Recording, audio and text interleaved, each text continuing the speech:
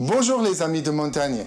Alors aujourd'hui, je vais vous parler d'un avis du CSRPN qui est récemment sorti. Le CSRPN, c'est le Conseil scientifique régional pour le patrimoine naturel. L'avis est sèchement intitulé Avis 20-25-13 du CSRPN Occitanie en Haute-Saisine relatif à l'introduction des poissons dans les lacs des montagnes. Eh oui, c'est l'alvinage. Allez, à tout de suite.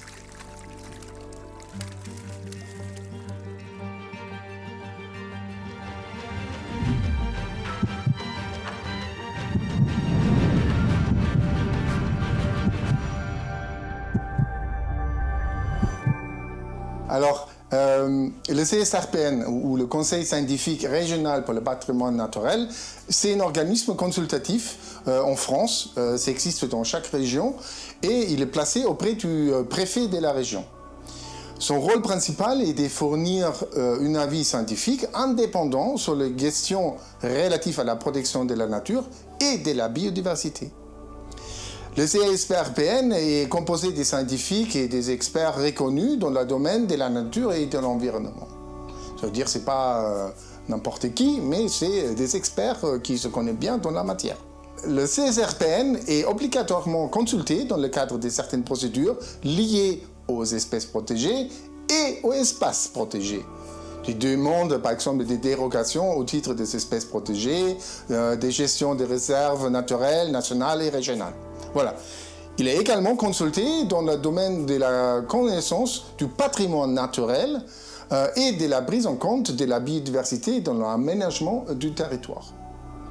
Le 7 mai 2025, le CSRPN a publié un avis d'expertise qui a été voté favorablement et à l'unanimité lors de la plénière du 10 avril 2025. Je vais vous présenter quelques passages du rapport qui, moi, je trouve, sont très intéressants et très importants. Le rapport confirme que les écosystèmes de montagne sont soumis à des fortes pressions d'origine diverses. Ça inclut le changement climatique, la pollution, le pastoralisme, le tourisme et l'alvinage. Si vous avez regardé certaines de mes vidéos précédentes, vous le savez déjà, tout ça. Bon, l'avis précise que la conjugaison de ces différentes pressions et amplification de certaines d'entre elles augmente les risques de perte des valeurs écologiques, patrimoniales et culturelles des lacs de montagne. En bref, cela signifie que la pression exercée sur l'écosystème de montagne est trop forte et que les changements en cours sont préjudiciables à l'écosystème. Le rapport souligne que seuls quelques lacs de montagne et des Pyrénées auront été propices à une recolonisation naturelle par les poissons après la dernière période glaciaire et que la plupart d'entre eux sont naturellement dépourvus des poissons. Le rapport présente également des données, vous le voyez derrière moi, recueillies par le regretté Didier Gallo, qui illustre la proportion croissante des lacs dans lesquels les poissons ont été introduits par l'activité humaine. La graphique que vous voyez ici montre clairement une augmentation importante, carrément un saut en 1960. Il montre également qu'à l'heure actuelle, près des 90% des lacs des montagnes pyrénéens sont reçus de poissons un moment ou l'autre. Waouh! L'avis dit que les observations actuelles convergent vers une part importante des lacs contenant des poissons à l'heure actuelle. Alors, le rapport aussi spécifie quels sont des poissons introduits. Une, c'est la truite commune. Elle est présente dans quelques des lacs depuis le Moyen-Âge et a été probablement introduite pour complément de la nourriture des populations locales. Le rapport suggère que l'augmentation des activités touristiques dans la montagne a conduit aux premières introductions des poissons, non pas pour subsistance, mais pour le tourisme au début du XXe siècle.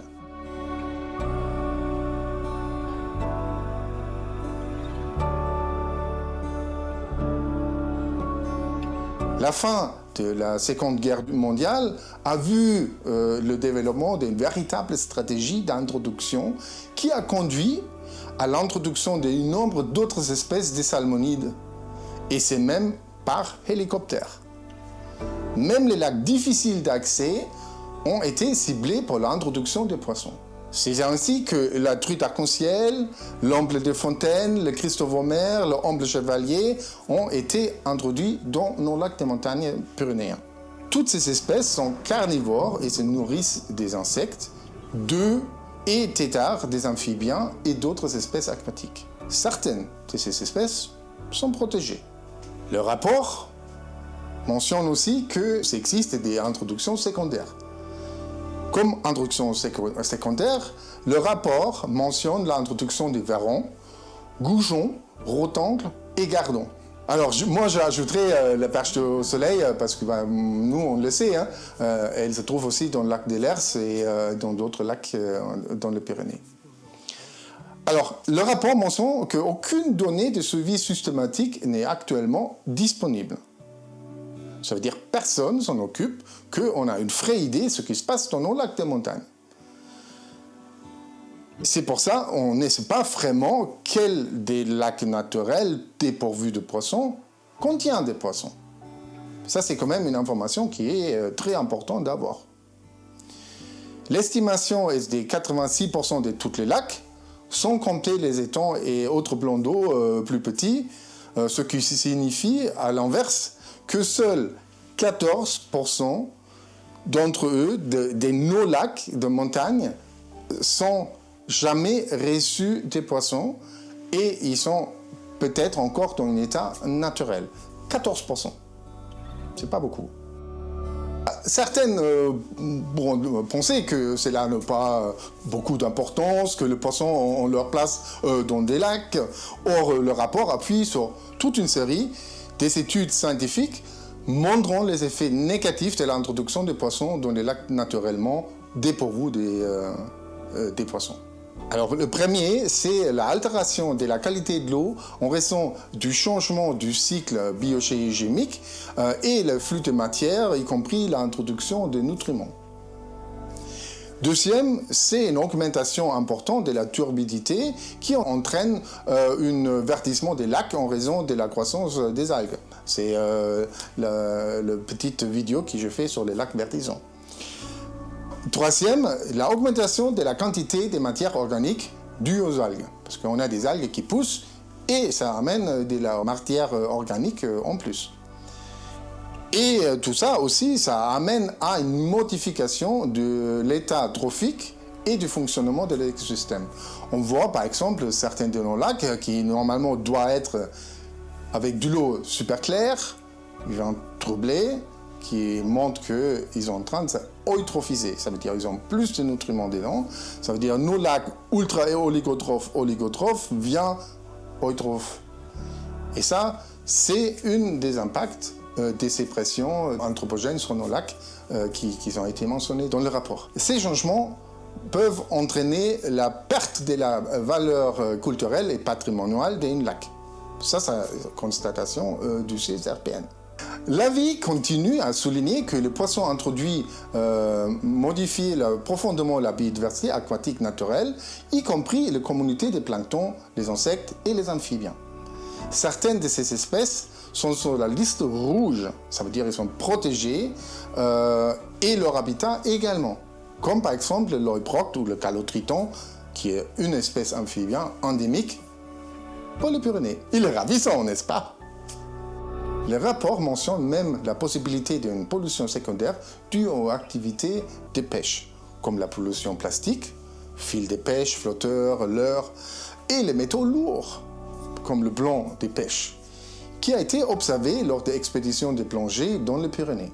Lors de votre prochaine randonnée en montagne, n'hésitez pas à emporter un petit sac en tissu, pas en plastique s'il vous plaît, et vous prélève tout ce que vous trouvez dans l'eau et autour d'un lac. Après, si vous voulez, envoyez-le-moi. Je serai super heureux de regarder et inventerai vos petites trouvailles. Alors, retournez au avis. La pollution par les agents pathogènes pourrait être un autre problème qui est causé par l'introduction de poissons. Par exemple, on sait qu'il concerne le ranavirus. Je ferai une vidéo là-dessus pour vous l'expliquer un peu plus, mais c'est quand même bien de le garder dans la tête.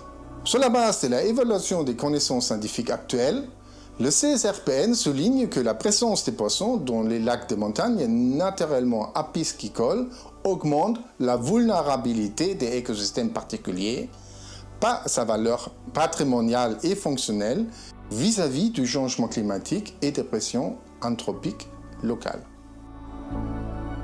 Alors, le CSRPN propose 3 actions à entreprendre.